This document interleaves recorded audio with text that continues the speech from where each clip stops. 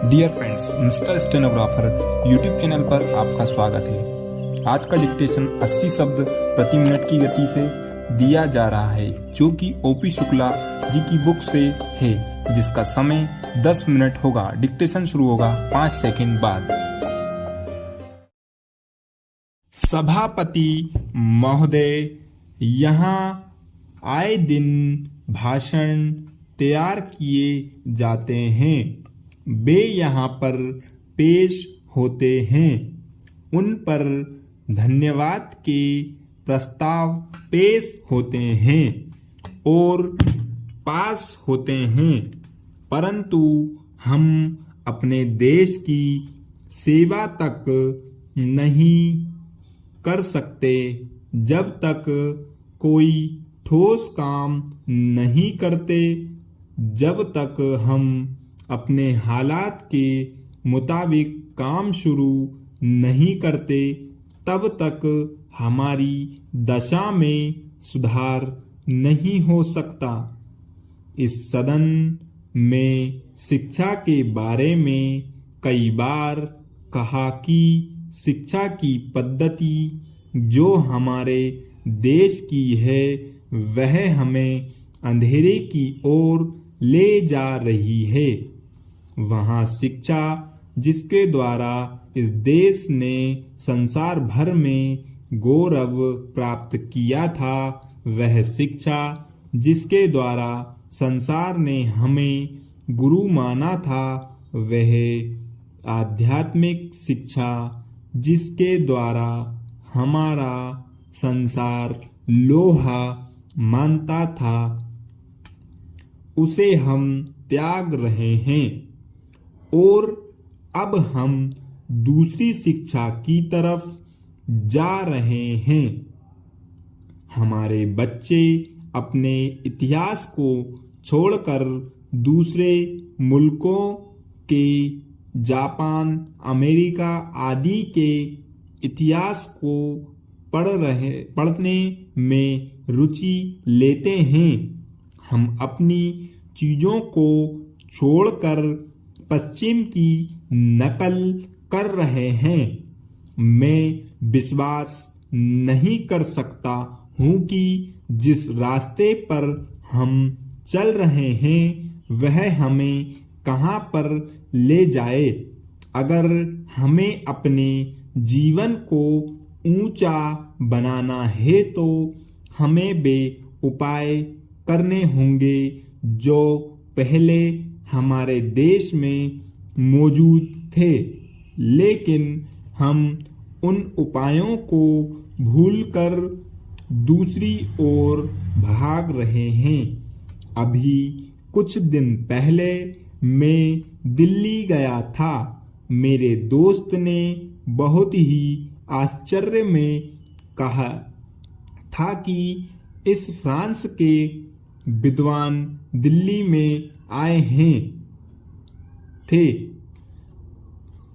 एक फ्रांस के विद्वान दिल्ली में आए थे।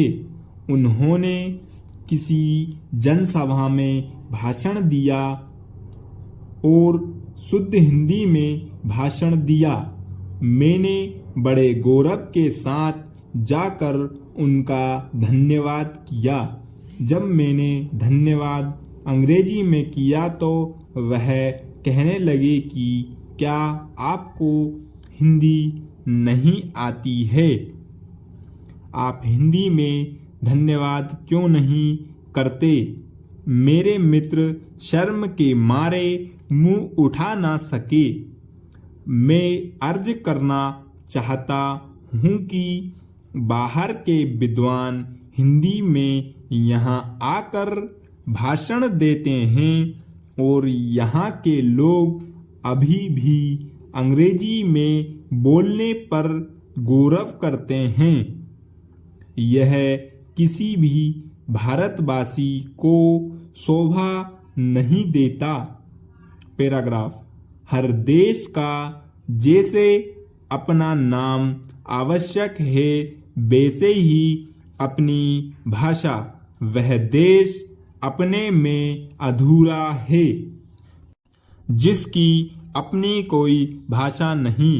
अंत में मैं यही कहूँगा कि यदि हमें उन्नति करनी है तो अपने पुराने गौरव को और अपनी जनभाषा को पुनः लौटाना ही होगा।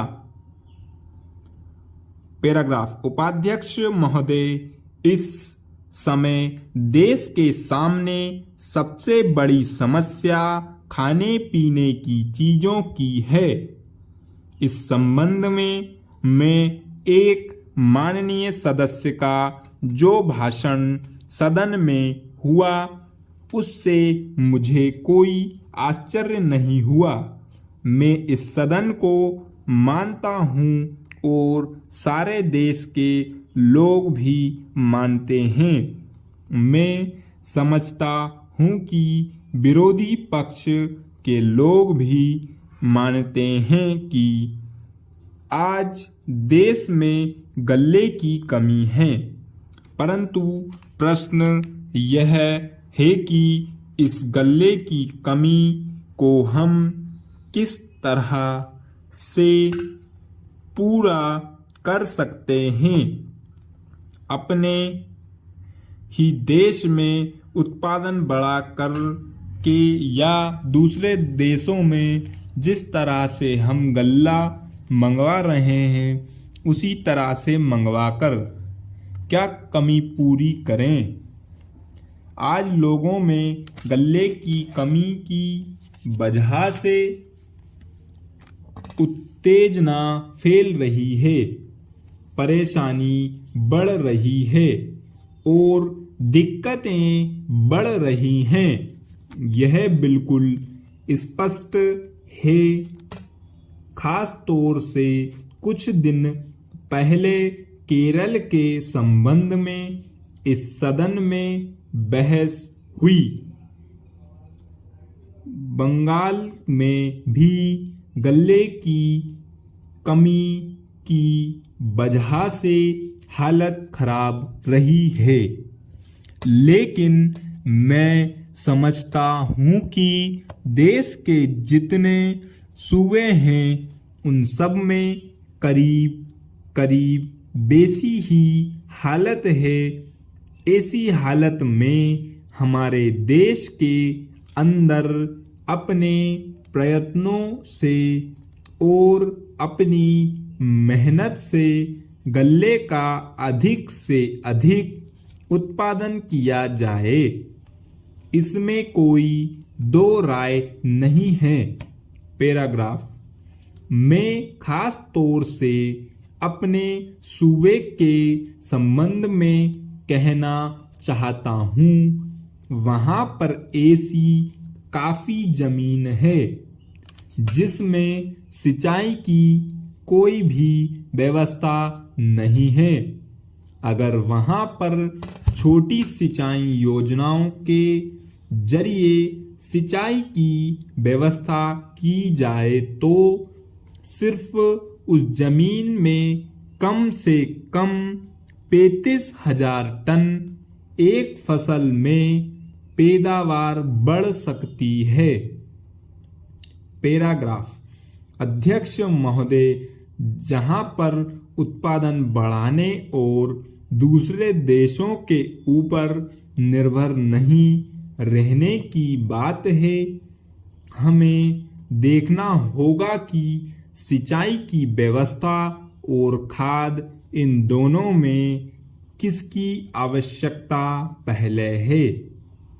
मैंने पहले भी यह कहा कि खाद के ऊपर अगर ज़्यादा जोर दिया गया और सिंचाई के कामों की अपेक्षा की गई तो नतीजा यह होगा कि जिन राज्यों में सिंचाई की अधिक से अधिक व्यवस्था है वहीं पर इसका उपयोग हो सकता है।